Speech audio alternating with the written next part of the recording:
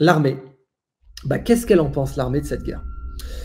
Des informations que j'ai, voilà, c'est à prendre avec toutes les pincettes du monde, mais des informations que j'ai, l'armée russe était pas du tout favorable à cette guerre. Alors, qu'est-ce qu'on entend par l'armée russe?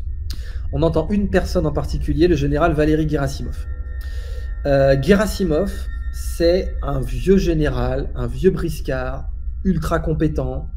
C'est le chef d'état-major des armées russes. Il est là de façon méritocratique. Pas comme d'autres, par exemple Shoigu.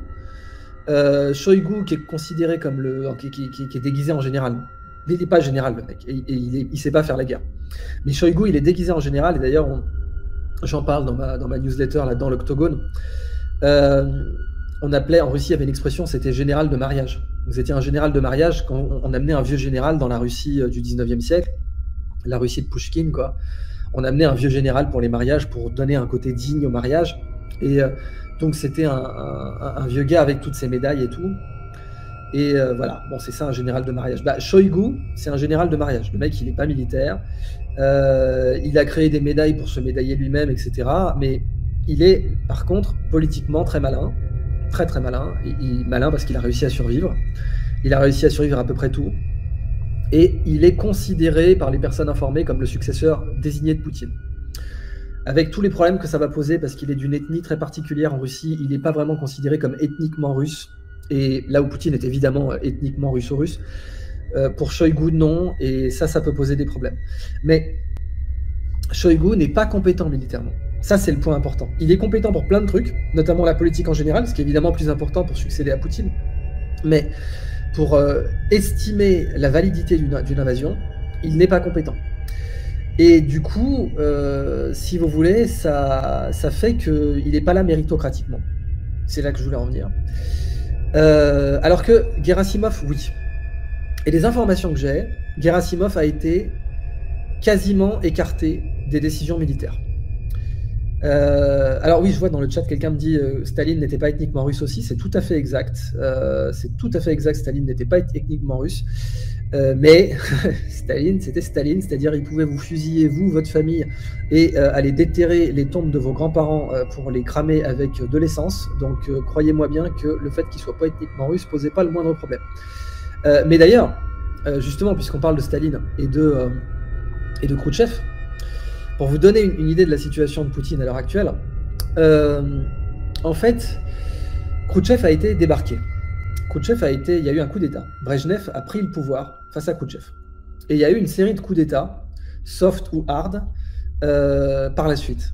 Donc, Khrouchtchev prend le pouvoir par un coup d'État d'ailleurs. Quand Staline meurt, il arrive à écarter Beria, Beria qui était un psychopathe, mais vraiment un psychopathe, le mec violait des gens, adorait tuer, torturer. Beria, c'était un cinglé.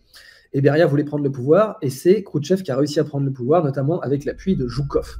Zhukov qui avait été écarté des affaires parce que Staline trouvait qu'il lui faisait de l'ombre, parce que Zhukov c'était pas un général de mariage, c'était un vrai général bien badass avec il avait 3 étoiles là, et c'est pas des étoiles de général, c'était les étoiles de héros de l'Union soviétique là, qui était la plus haute décoration qu'on pouvait avoir dans l'URSS. Et avec Zhukov, Khrouchtchev prend le pouvoir.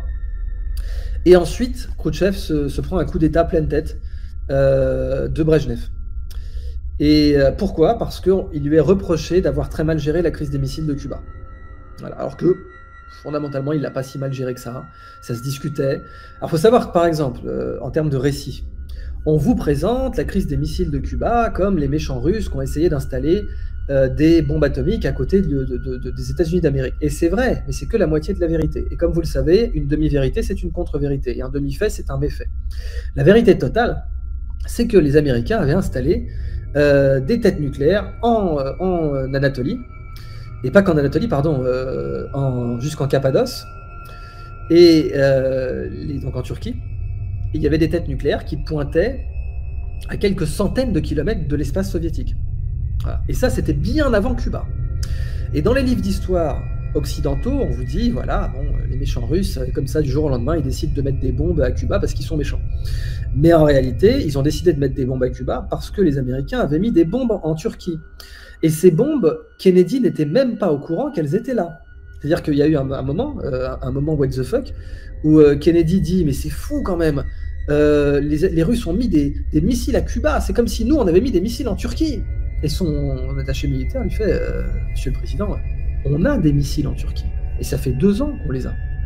Donc, la situation, c'était que Khrouchtchev a été débarqué par Brejnev, alors qu'il avait bien géré la situation, puisque il était parvenu à désarmer les Américains en Turquie. Il avait forcé les Américains à enlever leurs missiles en Turquie. Donc Khrouchtchev s'était pas mal démerdé. Mais Brejnev a fait un coup d'État. Et ensuite, Brejnev, lui, sa grande erreur, c'est l'invasion de l'Afghanistan, comme chacun sait. Et ça va vous donner Andropov, etc., puis la fin de l'Union soviétique, en fait.